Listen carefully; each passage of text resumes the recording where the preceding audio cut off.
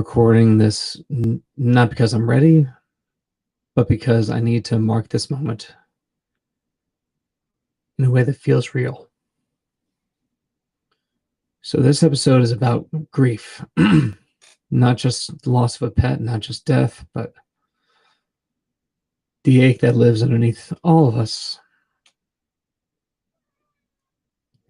The grief that we don't always talk about because we don't know how.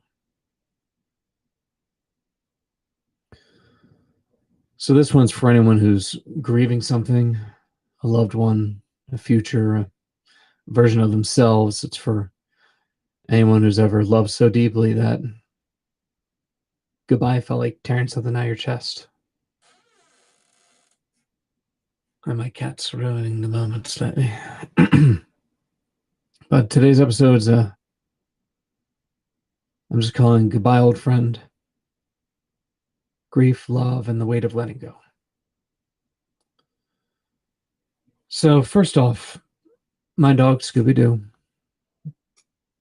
It wasn't just a dog. He was my rescue. And in a way, we, as cliche as it sounds, rescued each other. Scooby-Doo came into my life after being abandoned and beaten. He was scared. He flinched every time I would try and show him love, and I'll never forget those first few months, how gentle I had to be, how quiet and how patient. It took time, but little by little, he let his guard down until one day I reached out to pet him, and he didn't flinch. He leaned in. And that was the moment that I knew he trusted me. And from then on, we've been inseparable. 11 years we've been together. And I knew him before I knew my wife, before I was a father, before I traded my sports cars for family cars. And we built something real out of a lot of broken pieces, a lot of bad relationships, both on his front and on my front. He taught me what it was to earn love, to rebuild faith, to be steady.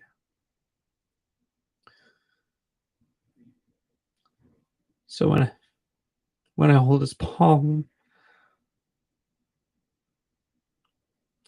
sorry. When I hold his paw one last time, it won't be to say goodbye. It'll be to say thank you for trusting me, for giving me the world, for choosing to love even after everything that dog's been through.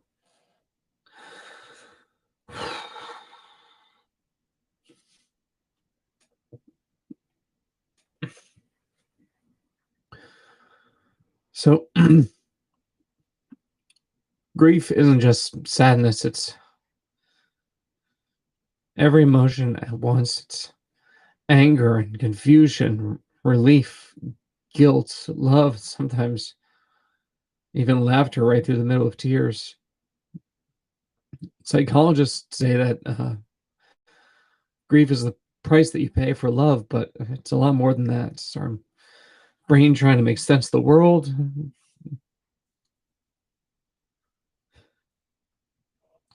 that just lost one of its anchors.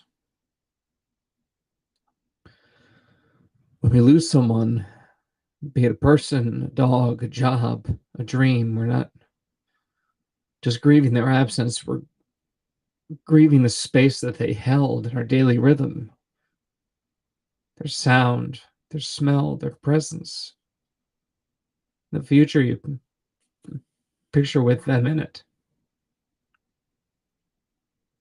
And for pets,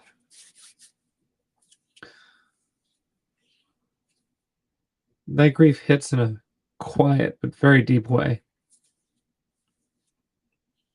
They're part of the furniture of our emotional life. They're always there, always giving, always loving. And you just gotta the worst part of it is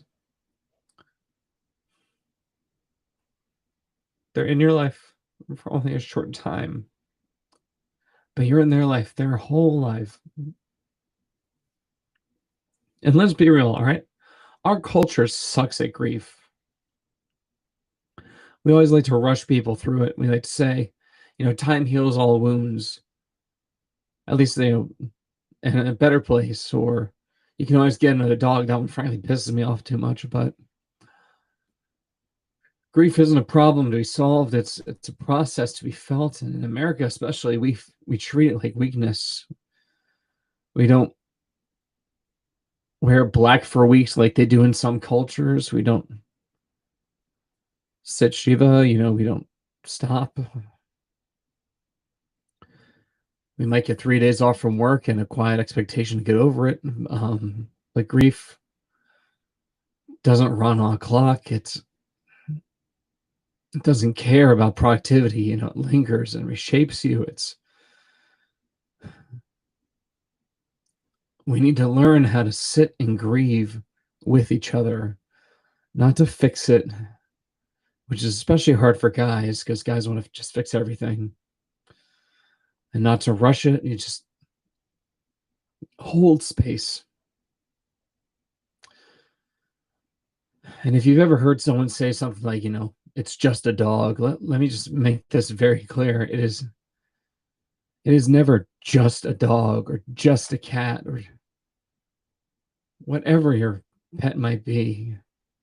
My dog knew when I was hurting before I even said a word. He saw me in moments that no one else ever did. And he loved me anyway. No conditions, no questions. So it's not just a dog. It's a relationship. It's a relationship and a soul connection. So if you're grieving an animal, I want you to know your grief is valid and real. It deserves time and care and acknowledgement. And this goes beyond just pets. It's loved ones, friends, whatever it is. Grief isn't something we just move on from, right? It's something we learn to live with.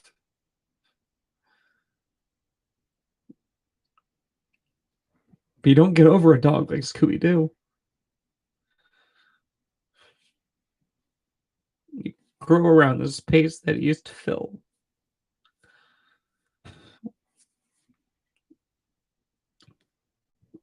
And for 11 years, he's been a part of my every day. Every night sleeping at the foot of my bed. And now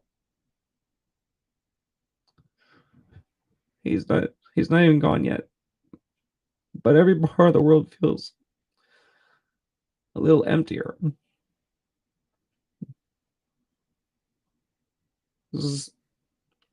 Silence hits harder. Lights feel dimmer. But I know this. I know this. Grief stretches us and it tears things open, but it makes room for more love and more empathy and more presence. Scooby taught me about loyalty and forgiveness, about staying close even when things are hard. And that's going to stay with me. It's shaped my marriage. It's shaped how I am with my kids, my friendships. And that's how grief shapes us, not by breaking us down, but making us deeper people. And what I'm feeling now is deeply personal. But in a bigger way, I think everyone's grieving something right now. We're grieving people that we've lost in pandemic, or we're grieving the stability that we thought we had in a job, or maybe the stability that you thought you'd have by now, and maybe you made a move, or grieving the climate, the country, the future that was once imagined.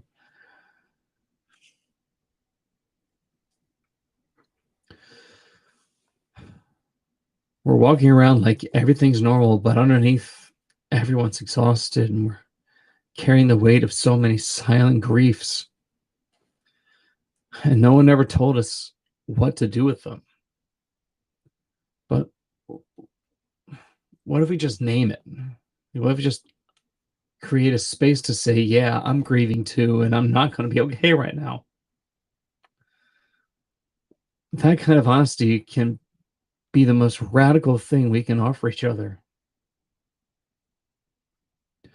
So I knew as of this past week, um, Scooby Doo's been slowly getting worse and worse, and he's on medication. He's cancer, and he's also blind, and or going blind. He's mostly blind, and he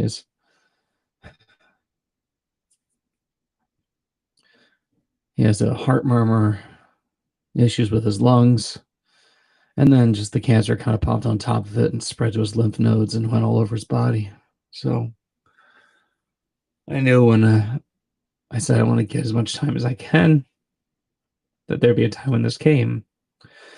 And then Thursday this past week hit, and I just knew it was it. He looks at you with the kind of eyes that just say,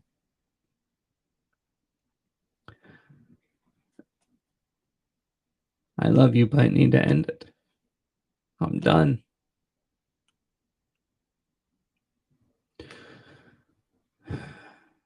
And the worst part is knowing that it's coming. It wasn't a sudden thing, which is bad in its own right, but knowing it's coming is so much worse because you're stewing it for days, days.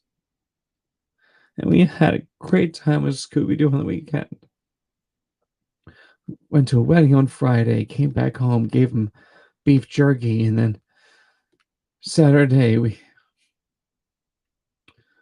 he doesn't like to go for walks much anymore because he gets too tired, but took him for 6 walks in the day. And Sunday we did big hurrah. We had a steak dinner for him, just the way he likes it. And for lunch we took him to the Sterling Pig and Media, and I gave him some of my beer. And he's got pulled pork and brisket. That dog had meat sweats. He was having a great time. Window down in the car, head out the window. And here's what I've learned in preparing to say goodbye is that nothing comes easy, but some things make it meaningful. And what helps is talking about it, even when your voice cracks. Writing down memories and letting yourself cry because it hit you at a traffic light.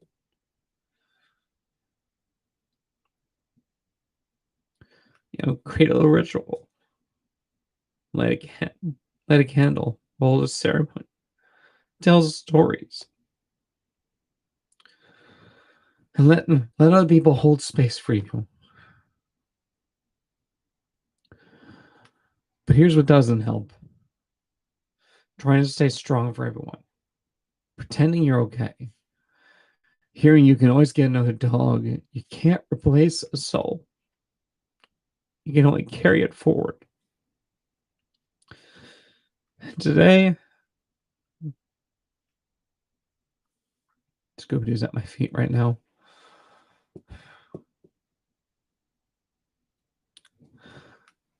I'm celebrating Scooby Doo's life because I know he changed mine. He changed me.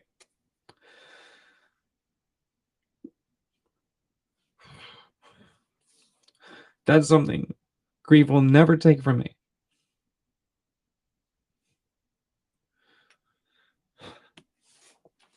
Scooby Doo.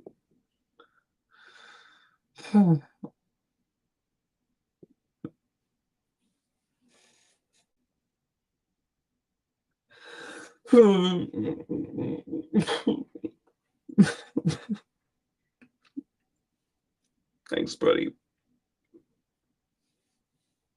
Such a good boy. I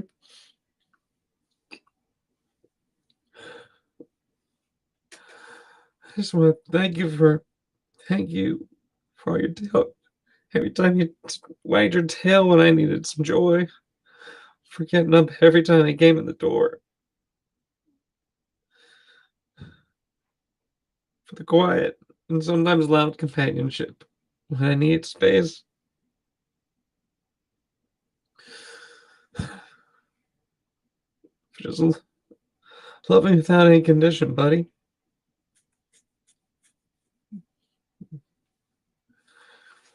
He's never just a dog. He's my shadow. He's my heart.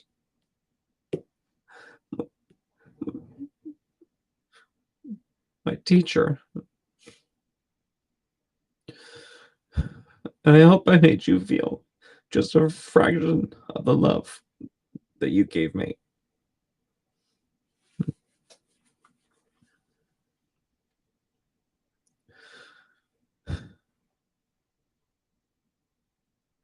I know I'm saying goodbye, but I'm also saying thank you.